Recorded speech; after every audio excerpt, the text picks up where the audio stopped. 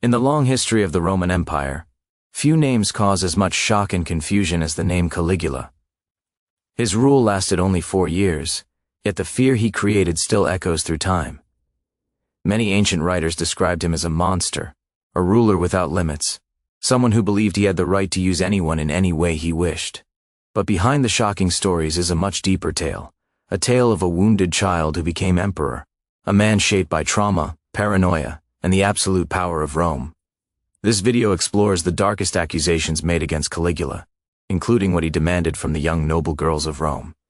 The goal is not to sensationalize, but to understand how an empire allowed one man to push society to its breaking point.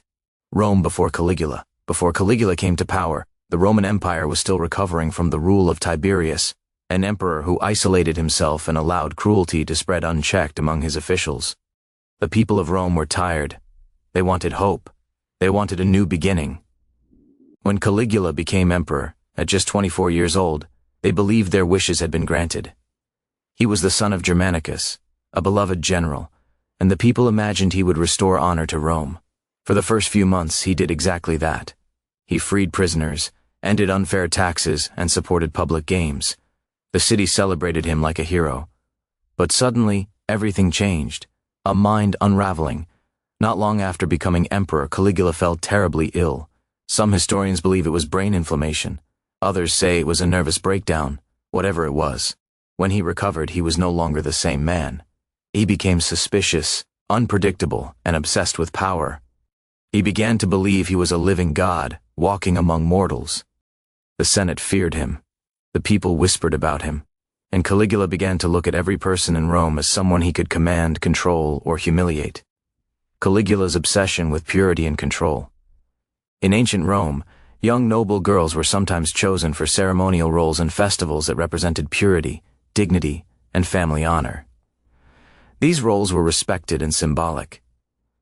But Caligula twisted this tradition.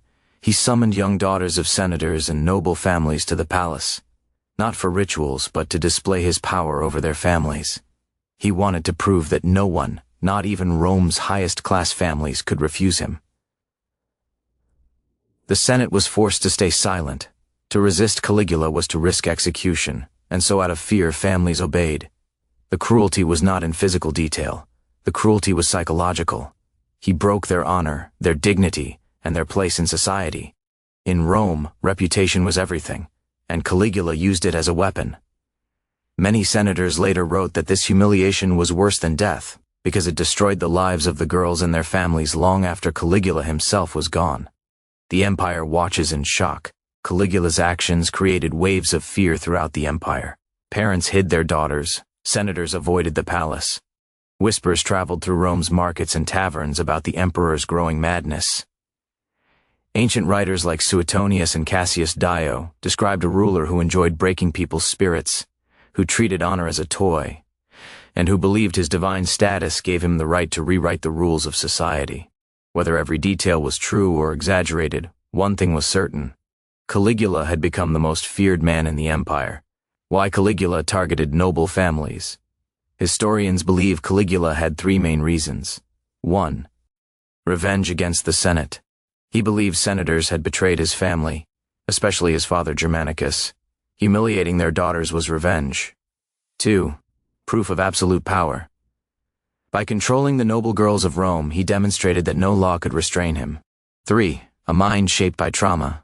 Caligula's childhood was filled with death, exile, and fear. Everyone he loved was killed or accused of treason. These scars may have turned into cruelty when he obtained unlimited power, the peak of terror. Caligula's rule only grew worse. He insulted generals, spent the empire's money on nonsense, fought imaginary wars, and demanded worship like a god. He even ordered the construction of a golden bridge so he could walk over the heads of the people like a deity. The Roman elite reached a breaking point. They realized the empire would not survive long if Caligula remained on the throne. A plan was formed: the assassination of Caligula. On a cold January day in 41 CE, Caligula was attacked by members of his own guard. The man who had terrorized Rome for 4 years was gone in seconds. The Senate tried to erase his memory. The people tried to forget his rule. But his actions left an unforgettable scar on Roman history. What Caligula's story teaches us.